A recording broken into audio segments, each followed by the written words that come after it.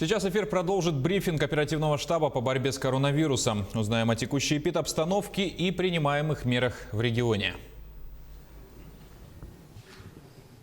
Ольга Валерьевна, здравствуйте. Расскажите о эпидситуации на сегодняшний день. Добрый день, уважаемые жители Республики Саха-Якутия. Санитарно-эпидемиологическая ситуация в республике на текущие сутки характеризуется наличием 81 нового выявленного случая коронавирусной инфекции. При этом в столице республики выявлен 34 случая, в Мирнинском районе 14, 12 в Тамбонском. В 10 районах республики от 1 до 5 случаев зарегистрировано новых случаев коронавирусной инфекции. Сегодня мы уже говорим о том, что в целом по республике всего в 13 муниципальных образованиях есть за сутки выявленные случаи. Безусловно, уже есть ряд муниципальных образований, в которых не фиксируется в течение недели, в том числе в течение последних 10 дней, новые случаи коронавирусной инфекции. Тем не менее, режим повышенной готовности на территории республики продолжает действовать. И, соответственно, все ограничения, которые установлены, должны соблюдаться на территории всей республики, независимо от наличия или отсутствия новой коронавирусной инфекции. Сами по себе снятие тех или иных ограничительных мер будет во многом зависеть уже теперь вновь от территориальных особенностей Республики Саха-Якутия. На настоящий момент, к сожалению, акцент в распространение инфекции сегодня у нас сместился в сторону труднодоступных и отдаленных населенных пунктов.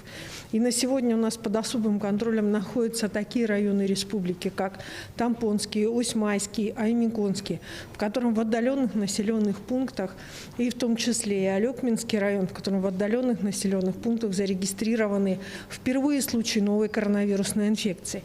А это значит, что граждане впервые сталкиваются и с самим вирусом, и, соответственно, с его воздействием и на организм, и в целом на социальную среду того или иного муниципального образования. Учреждения медицинские продолжают осуществлять совместно с лабораториями управления Роспотребнадзора исследования на новую коронавирусную инфекцию. За сутки сделано 2237 исследований на ковид. Всего с начала пандемии в республике было сделано 937 867 тестов. Необходимо обратить внимание, что дальше продолжается вакцинирование в республике. Сегодня наши медицинские учреждения, то количество бригад вакцинирования, которые созданы для вакцинирования бригад медицинских, в основном сейчас они работают по постановке второй дозы вакцины. Остальные медицинские организации работают необходимо на запись тех, кто у нас в дальнейшем желает получить вакцинирование от новой коронавирусной инфекции. Вчера в оперативном штабе совместно с главой муниципальных образований в целом по стране поставлена задача сегодня провакцинировать и увеличить, количество провакцинированных граждан пожилого возраста и лиц с хроническими заболеваниями. Вы знаете, что у нас в республике с самого начала ставилась задача сохранения как можно большего количества наших пожилых граждан и лиц, которые страдают хроническими заболеваниями. Именно на это была нацелена и система здравоохранения, и вся профилактическая работа. С этим были связаны и ряд ограничительных мер. И именно лица пожилого возраста, они у нас до сих пор, а те, кто только непосредственно не прошел вакцинацию, остаются в режиме самоизоляции с ограниченным передвижением. В связи с этим, соответственно, сегодня до всех медицинских учреждений доведена установка вакцинировать лиц пожилого возраста и лиц, страдающих хроническими заболеваниями, в первоочередном порядке. При Министерстве по делам молодежи, как вы знаете, действует волонтерский центр. Поэтому я призываю граждан пожилого возраста продолжать звонить в волонтерский центр Министерства по делам молодежи, записываться на вакцинацию. Волонтеры вам помогут и записаться на вакцинацию, и, соответственно, доехать, проставить вакцину и заполнить все соответствующие документы. И еще раз обращаюсь ко всем. Главная задача – спасать от ковида, прежде всего, наших и пожилых граждан, и граждан, которые имеют ослабленный организм. И это задача каждого, поэтому не прекращайте носить маски и соблюдать социальную дистанцию. Спасибо. Это был брифинг оперативного штаба по борьбе с коронавирусом с информацией об эпидобстановке и принимаемых мерах в регионе.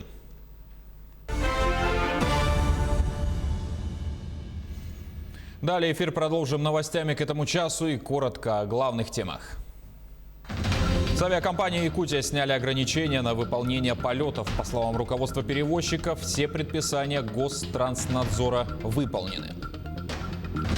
Необычное и редкое явление наблюдали жители Жатая. В небе над поселком появились эффектные световые столбы. Практически реализована еще одна местная инициатива. Хоккейный корт возводят для молодых жителей Алекминска. Премьер Михаил Мишустин сообщил о продлении до 1 октября 2021 года упрощенного порядка получения или продления инвалидности.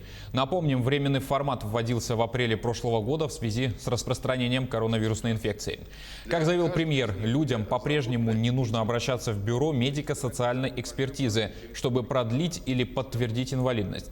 Поликлиники и больницы сами передадут необходимые документы, без личного обращения будут назначаться и меры поддержки, предусмотренные для людей с ограничениями здоровья, пенсии и средства реабилитации.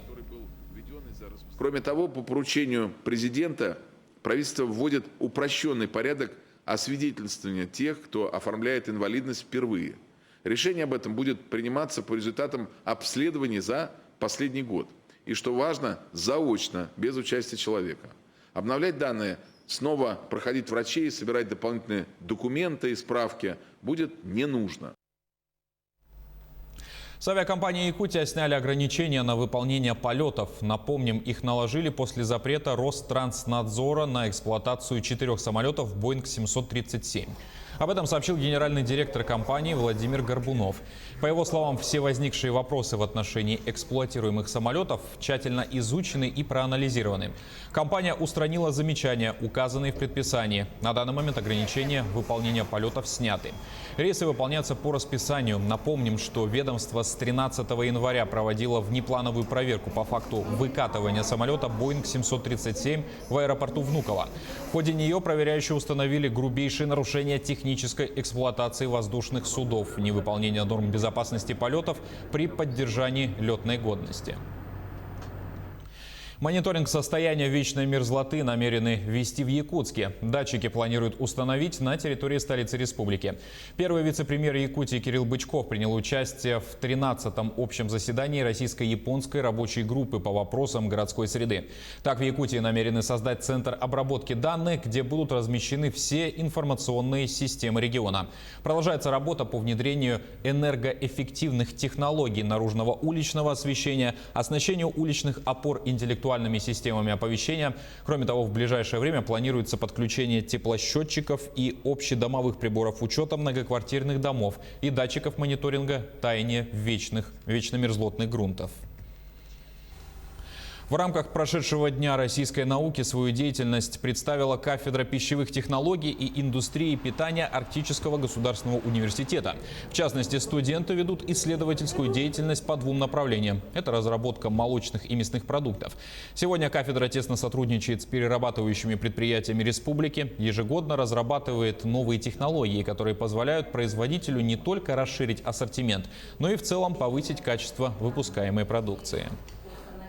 Большой удельный вес в разработке вот этих вот наших продуктов занимают продукты именно биотического направления. Значит, это продукты, которые способствуют нормализации микрофлоры человека, да, и способствуют повышению его иммунитета. В настоящее время сотрудничаем со многими с ХПК. В соответствии вот с этими заявками у нас появляются новые разработки на кафедре. Значит, в нашей работе очень активно помогают наши студенты, магистры, значит, студенты вот по технологии, которые участвуют вот в этой работе. Читальный зал Национального архива возобновил свою работу. Для посещения нужно записаться заранее по телефону или через электронную почту. Так, в архиве действуют новые санитарные требования. Если раньше в читальном зале число пользователей превышало 20 человек, сейчас в первой половине дня 6 человек. Такое же количество людей обслуживают сотрудники архива после 14 часов дня. В читальный зал разрешают заходить только при наличии маски, перчаток, бахил или сменной обуви. При выдаче документов дел тоже появились некоторые ограничения. На руки выдают до 10 единиц хранения. После сдачи документа отправляются в специальный карантинный отдел. Несмотря на некоторые изменения режима, число желающих поработать в читальном зале Национального архива меньше не стало. В основном их интересуют родословная и исторические материалы о Якутии.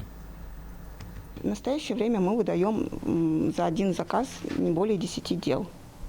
Ну, в общем, некоторые документы в течение всего прошлого года были доступны удаленно через программу АИС ЛАР-архив, доступ, который есть у нас на нашем сайте. И там можно изучать документы по своей родословной.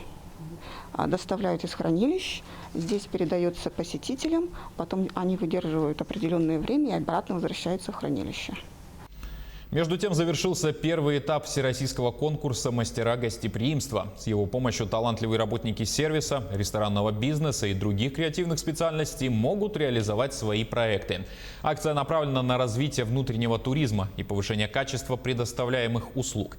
В этом году заявки на участие подали почти 30 тысяч человек из 85 регионов страны. Среди претендентов немало и якутян. Они предложили свои идеи в сфере развития арктического и экологического туризма. Финалисты получат гранты, возможность развивать проекты вместе с лучшими ательерами и рестораторами, а также возможность стажировок в ведущих туристических компаниях России. Ростуризм выступил инициатором таких номинаций, как проекты в сфере детского туризма, проекты в сфере арктического туризма и проекты в сфере доступных путешествий для особенных людей. Победители в этих номинациях, кроме нашей менторской поддержки, получат дополнительные возможности пройти обучение в акселерационных образовательных программах, реализуемых Ростуризмом совместно с ЮНВТО.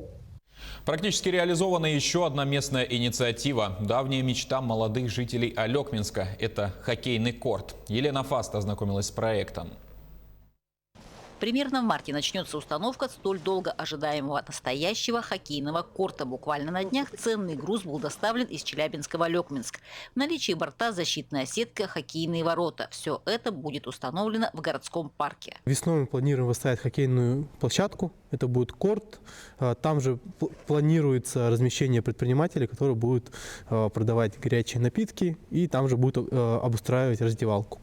Все это сделано в рамках поддержки местных инициатив за счет средств государственного бюджета Республики Саха-Якутия, бюджета муниципального образования города Алекминск и спонсоров населения нашего города. Будет установлено оно в городском парке, там же, где сейчас находится комплекс футбольные, волейбольные поля. И обошлось это 1 300 000. Это доставка, установка, монтаж полностью. Собственно, это почти завершенный проект местных инициатив. Автор идеи Андрей Щур, сумевший собрать большое количество голосов в поддержку проекта. Ну а почти в связи с тем, что расстояние от завода-изготовителя до нас большое. Доставка затянулась, поэтому в этом году алекминчане смогут обновить приобретение только в конце года. Тем не менее, это пример, что программа работает реально. Ну а пока есть идеи по будущему использованию корта летом. Но это будет следующая история. В дальнейшем планируем сделать покрытие и использовать как мини-футбольное поле для мини-футбола. Да, в дальнейшем. Елена Фаст, Максим Копылов, Алекминск. Световые столбы наблюдали жители пригородного поселка Жатай. Очевидец редкого явления написал в Твиттер, что вышел покормить собаку и застыл на полчаса. Камера, конечно же, не передает всей красоты. Световой столб – это визуально-атмосферное явление, оптический эффект, который представляет собой вертикальную полосу света. Формируется вокруг Солнца, Луны, городских огней и других ярких источников. Чаще наблюдаются в холодное время года. К этой минуте у нас все. Не забывайте носить маски, дезинфицировать руки и держать социальную дистанцию. Спасибо за внимание. До свидания.